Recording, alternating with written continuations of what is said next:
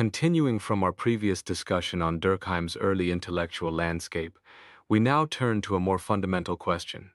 What is philosophy itself? It's a term thrown around constantly, but what does it truly mean to philosophize?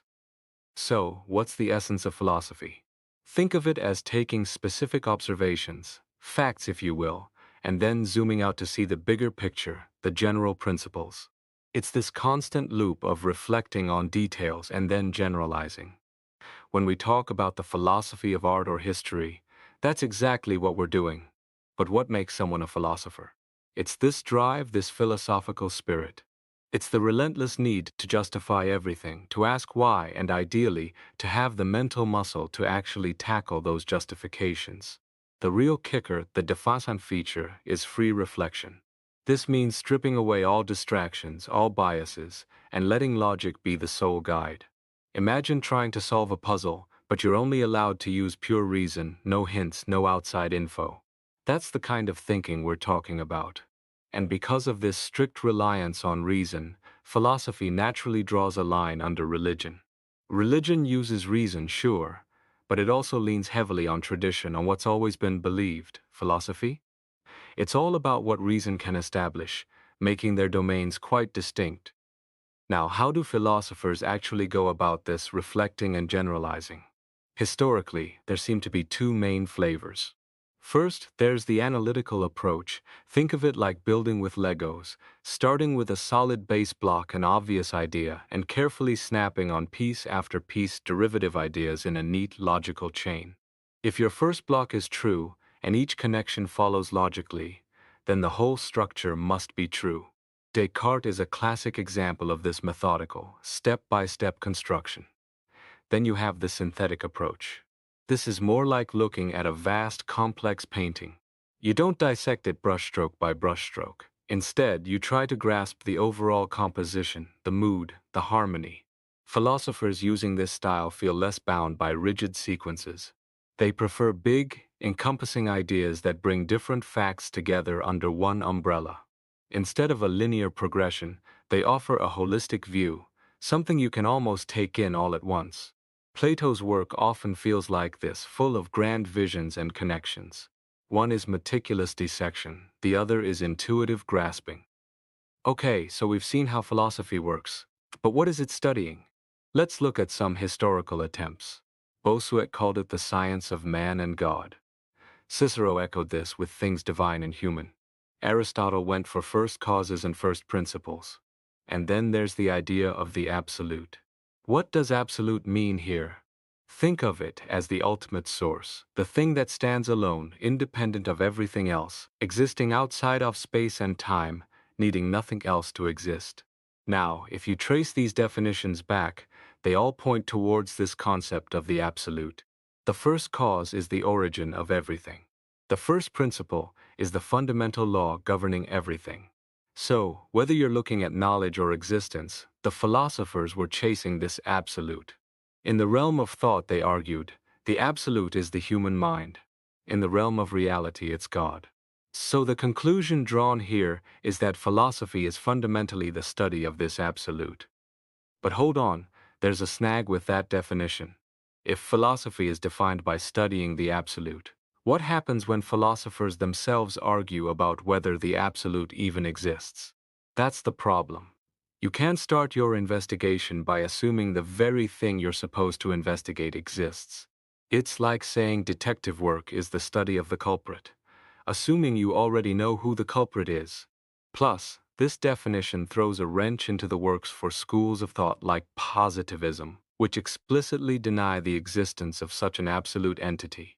Our definition of philosophy can't be so exclusive that it kicks out perfectly valid philosophical systems just because they disagree on the starting point. If different systems are asking similar questions but differ on the answer, our definition shouldn't exclude them based on their answer. So defining philosophy by something whose existence is itself up for grabs, not a good strategy. All right, let's try again. Forget the absolute for a moment. What are we actually dealing with when we talk about philosophy? It seems pretty clear. It's all about us humans, specifically the parts of our experience that aren't covered by the hard sciences like physics or biology. Think about it. Physics studies matter, biology studies life processes. But what about our thoughts, feelings, consciousness itself? That's the inner man, the domain of the non-physical. These aren't things you can see or touch with your regular senses. How do we know them? Through a special kind of awareness, our consciousness. So, let's call these internal experiences states of consciousness. Based on this, a new definition emerges. Philosophy is the science of states of consciousness. Sounds simpler, right? But wait, there's another catch. If we define philosophy solely as the study of states of consciousness, we run into a problem. These psychological states, thoughts, feelings, perceptions, they change, they come and go. They are relative to time. So, does this mean philosophy is only concerned with the fleeting, the relative? Where does metaphysics, the study of the absolute, fit in? It seems excluded again. We need to broaden our definition. The solution proposed here is to add conditions. So the revised definition becomes, philosophy is the science of states of consciousness and their conditions. Now, this opens things up. What are the conditions for consciousness? Could the absolute be one of those conditions? Maybe, maybe not. But at least this definition allows philosophy to ask the question, to explore the possibility, without forcing it to assume the answer up front. It keeps the door open for metaphysics. Okay, we've settled on an object, states of consciousness and their conditions. Now, how do we study it? What's the method? Various schools have offered different answers. First up, eclecticism, championed by thinkers like Victor Cousin. The idea here is beautifully simple. Truth is already out there, scattered across all the different philosophical systems. Our job isn't to discover new truth, but to be like librarians, gathering all the true bits from every system and putting them together into one perfect, comprehensive whole. Their main criterion for picking truth? Broadness. If one system says knowledge comes only from the mind and another only from the senses, eclectics say, hold on, both the mind and the senses contribute. They see the error as being too narrow. As a backup, they propose common sense as a guide. Common sense, they argue, is broader and more positive than any single philosophical theory. But is this really workable? Well, first off, it kinda kills the idea of future progress in philosophy if all the answers are already there. Second, how do you draw the line between affirmation and negation? It feels pretty arbitrary, and relying on common sense, that's a big red flag. Common sense isn't forged in the fires of logic. It's shaped by countless factors, habit, upbringing, climate, and it's often just deeply ingrained prejudice. Remember Galileo? Common sense screamed the earth was stationary. Relying on it as a philosophical criterion, probably not the best idea. Plus, even if you could gather all these fragments, how would you assemble them into a coherent, well-ordered system? It sounds like trying to build a house from leftover bricks and planks, hoping they magically fit. Next contender for the philosophical method, idealism. Thinkers like Spinoza, Fichte, Schelling, and Hegel were big on this. Their approach is deductive or a priori. It starts with a single, fundamental idea, the most general principle, and then everything else is derived from it, like a mathematical proof. If you accept the premise, the conclusion must follow. Spinoza famously built his entire system this way, complete with definitions, axioms, propositions, and corollaries. Later idealists used similar logic, maybe less formalized. But here's the big problem. This method tends to sideline experience. It's all about deriving ideas from one another, regardless of whether they match up with the real world. For mathematicians working with abstract concepts, maybe that's fine. But philosophy, according to our definition, studies states of consciousness, real facts. You can't just invent a neat logical system and hope it corresponds to reality. Facts aren't optional extras, they have to be observed and accounted for. So a method that tries to bypass facts entirely doesn't quite cut it for philosophy. If idealism overemphasizes the mind, maybe empiricism gets it right by focusing on the senses. Empiricists argue that philosophy should stick to observing phenomena, classifying them, and then making generalizations. Basically, describe what you see, group similar things, and find patterns. Sounds reasonable, right? But it's not enough. Just observing things, even meticulously, is like being a very diligent librarian cataloging books without understanding the stories inside. Observation alone doesn't explain. Generalization helps identify simple patterns, sure, like noticing apples fall down. But it doesn't give us the law of gravity. When things get complicated, observation hits a wall. It can tell you what happened, but not why or how it fits into a larger framework. At that point, the mind has to step in and create something new, a hypothesis, a proposed explanation. Empiricism stops too early, before the real explanatory work begins. So, if observation alone isn't enough and pure deduction ignores reality, what's the real deal? The text argues for a method called experimental philosophy. This sounds like science, and for good reason. It's a three-step dance. First, you start with observation, classification, and generalization of the facts, just like the empiricists. Second, when observation hits a wall, the mind steps in to invent a hypothesis, a bold guess or explanation. Third, and crucially, this hypothesis must be tested through experimentation. This means actively looking for evidence, both confirming and potentially falsifying the hypothesis. Does it hold up? Does it predict new things? If yes, the hypothesis gains strength, though it's never truly proven, always open to revision if new facts contradict it. Think about how scientific breakthroughs happen.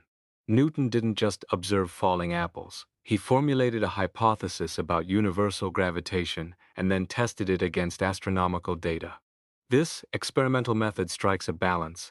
It respects the starting point of facts, unlike idealism, but it actively involves the creative power of the mind to generate explanations, unlike pure empiricism. The facts are king, but the mind is the engine driving the inquiry. Now that we have a candidate method, let's tackle a perennial question. Is philosophy a science? To answer that, we first need to define what makes something a science. What's the goal? Primarily, explanation.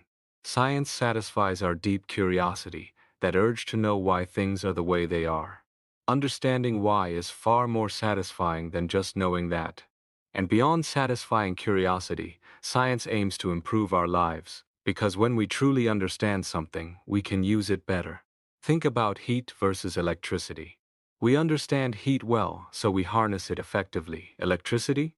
Still largely treated experimentally because we lack a complete theoretical grasp. So the core mission is explanation. And how do sciences explain? Two main ways. Mathematics explains through demonstration, showing identity.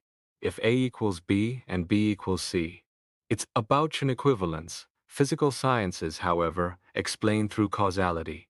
Why did the apple fall? Because of gravity. It's about uncovering causes. So any science needs three things: a suitable object to study, something well-defined and not covered elsewhere. This object must be subject to laws, either identity or causality. And finally, a method to access and study that object.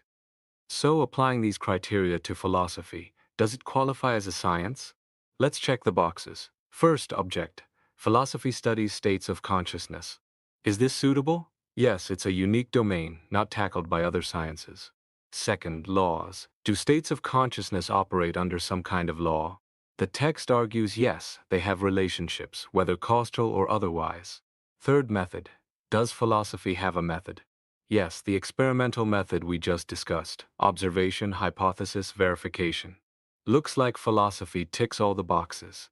Therefore, the conclusion is that philosophy can indeed be considered a legitimate science. Okay, if philosophy is a science, where does it stand in relation to the other sciences? Some ancient philosophers thought philosophy was the mother of all knowledge, containing everything else within it. But our definition shows that's not right. Philosophy has its own unique turf, states of consciousness, which other sciences don't cover. Others, like Auguste Comte, suggested philosophy is just the final summary chapter of all the positive sciences. Again, no, philosophy studies its own distinct subject matter. So, what's the relationship? Generally, philosophy sits at the center because it studies the mind, which is the tool we use for all other knowledge. Major philosophical decision, like Kant's skepticism about objective knowledge, could shake the foundations of all other sciences. Specifically, philosophy interacts with others in two ways. It borrows facts from them, like using physics or chemistry to understand the brain's role in consciousness. But it also gives back. It studies the methods used by other sciences, deduction, induction, classification, and analyzes their validity and limits. This part of philosophy is essentially methodology or logic. Given that philosophy studies such a rich and varied object, states of consciousness, it makes sense that it needs to be broken down into smaller, more focused areas. How has this been done historically? Early Greek thought often saw philosophy as encompassing everything, sometimes even called on nature. Plato's dialogues are wonderfully interconnected, but not strictly divided. Aristotle was the first to make a clean division, separating theoretical knowledge, practical ethics, and poetics. Later schools like Epicureanism and Stoicism favored a triad: physics, logic, and ethics. Descartes famously likened philosophy to a tree, with metaphysics as the roots, physics as the trunk, and other sciences as branches. But the text adopts a division proposed by Victor Cousin, which splits philosophy into four parts: psychology, logic, ethics, and metaphysics. Why this specific division? Because it directly maps onto our definition: states of consciousness and their conditions. Let's break down these four parts. Psychology deals directly with the states of consciousness themselves: what they are, how they work, their different types. Logic focuses on the rules of correct reasoning, the laws that intelligence follows to avoid error and pursue truth. Ethics examines our actions, how we should act, what constitutes right conduct, the principles guiding our behavior. And metaphysics tackles the conditions of these states, the underlying reality or framework that makes consciousness possible. The suggested order for study is logical too. Start with psychology to understand the phenomena themselves. Then move to logic, the rules of thought. Next comes ethics, applying those rules to action. Finally, metaphysics, which requires a deep understanding of the rest to properly investigate the conditions. And that sets the stage for our exploration of these philosophical divisions.